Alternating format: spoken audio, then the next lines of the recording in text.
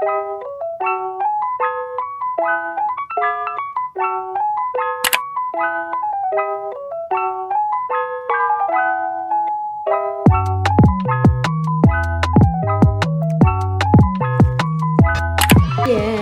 hindi po ako ang nagki-crave or naglilihi, kundi ang pinsan ko.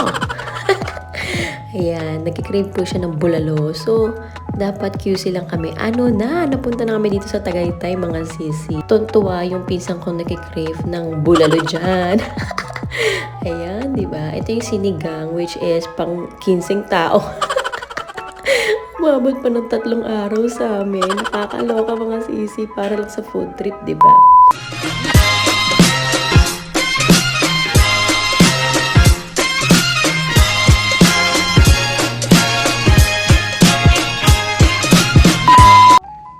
Hi mga sisi! In today's video, tara samahan niyo ako dahil magpo-food trip kami at maghahanap ng bulalo. Ayan!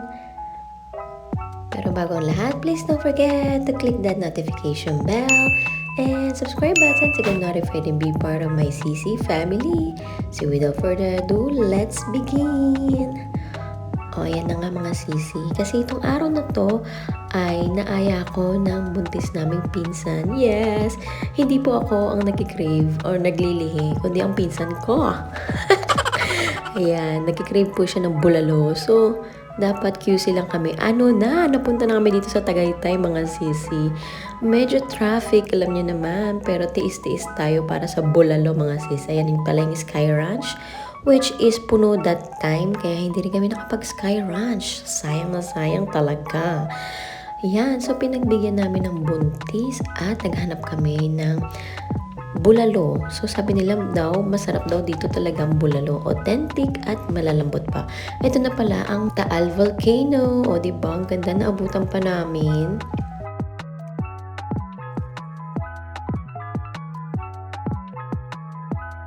Ayan, pero bago kami kumain, naghanap muna ako ng pika-pika or pwede namin papasalubong. Diba, alam niyo naman dito sa Tagaytay, marami dito mga pastillas. Meron ding crinkles, may ube, pastillas, may mga peanuts, maraming pampasalubong lalo ng honey, meron din. And meron din mga sausawan. Yan, marami talagang option dito lagi sa Tagaytay. So, ito yung front ng kakainan namin, which is super ang daming option ng bibilhan. Medyo tumagal din ako dito mga sis, ano? Buti na lang, medyo walang tao. Kaya yan yung mga prices niya. So, dito kami kumain sa diners. Ayan. So, ito yung the first and famous original bulalo. O, diba? So, ito yung tsura ng diners sa labas. Gabi nito mga sisi. Okay naman siya, spacious. Ayan, malinis din. And, onti lang din kasi yung tao that time. So, hindi masyadong crowded.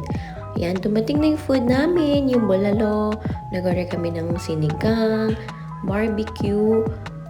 Ayan, so yan yung mga in-order namin. Which is, grabe mga sisi. Yung bulalo palang kasya na sa aming 4, diba? Pero, super worth it nito mga sis. As in, kaya umorder pa kami. Although yung baboy ng sinigang and barbecue, hindi siya ganun kalambot. I don't know why. Medyo matigas pa siya. And nung inuwi ko, parang it takes time na lumambot siya nung every pakulo ko. Pero yung lasa, okay naman. Pero itong bulalo, winner na winner dahil malambot siya. Hindi matigas yung meat. And okay din sa akin siya. Ayan, actually. So, tuntua yung pinsan ko nagki-crave ng bulalo dyan. Ayan, diba? Ito yung sinigang, which is pang 15 tao. Umabot pa ng 3 araw sa amin. Nakakaloka mga sisi para lang sa food trip, diba? Ayan. So, well, anyway, meron din pala kaming in-order na kare-kare, which is super sarap din.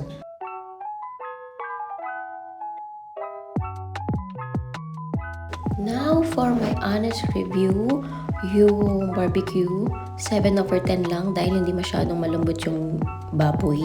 Yung sinigang, masarap yung sabaw, as in maasim siya. Pero 7/10 din dahil hindi malambot yung baboy. And then, yung kare-kare is 8/10. Yan, masarap din naman. Pero, sana malambot din yung baboy. Ito naman bulalo is 9/10. Malambot yung karne ng bulalo, in fairness. Ayan. So, well, anyway, hindi naman ako na-disappoint kasi pagkasama mo naman yung mga taong mahal mo habang kumakain, napapasarap na rin yung kain, yung usapan, di ba? Yun naman yung goal. So, yun, masayang-masaya yung pinsang kong buntis at ako dyan ay kumakain, lumalafang habang nagbe-video. Ayan, so yun. Ang comment ko lang din sa diner, sana linisin lagi yung CR mga sisi dahil hindi ko na na-video pero sanitary, sana malinis. Ayun. So, ang bathroom nila, okay lang sa akin. Hindi siya ganun kalinis mga sis. Yun lang. Yung services, accommodation and all, okay na okay din naman sa akin. Mabait din naman sila. Ayan, so ito yung view paggabi. Diba, kita yung city and all, may mga pailaw, ganyan. Tuwan-tuwa yung anak ko kasi may mga butterflies, bugs, which is minsan wala sa city, diba? So yun, what a day. Nakakapagod man yung biyahe. Pero kung ako sa inyo, kung pupunta kayong Tagaytay, agahan nyo, huwag nyo kaming tularan. 4 o'clock na umalis. So, ayan, anong oras kami nakarating, diba? Kasi nga, super random lang to, biglaan lang tong pagpunta namin. And may nakita pa ako spider. Wala lang, nakakatawa lang. Ayan, ang daming menu ng diners, diba? So, marami kang mapagpipili ang food. Yun lang. So, maraming salamat mga sisi ko sa pagsama sa amin, sa pag-food trip. And ayun, sana makapag-food trip tayo ulit soon. After that, dumating naman yung bagyong Guring, so medyo napastay po tayo sa bahay. So why not mag-gym tayo, mag-exercise para sa ating healthy lifestyle, healthy living, at balik Alindog program. Alam niyo mga sis, ang ganda ng view pag umuulan, parang ang cozy-cozy ng gym. Eh, ng onti ng tao, medyo mahihain kasi ako. Hindi. Ang sarap lang mag-gym lalo na pag mag-isa ka kasi parang hindi ka na awkward, hindi ka na insecure sa body mo, di ba? Na-enjoy mo lang yung lamig, ganyan. So yun. So it's been a while since arms exercise ako. This one. So yeah, magli-lift ako ng dumbbells later.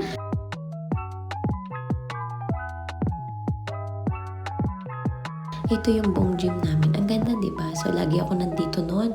Ngayon, pasulpot-sulpot ng onte dahil hinahanap ako ng bunso ko. Pero, diba, worth it naman. Ayan.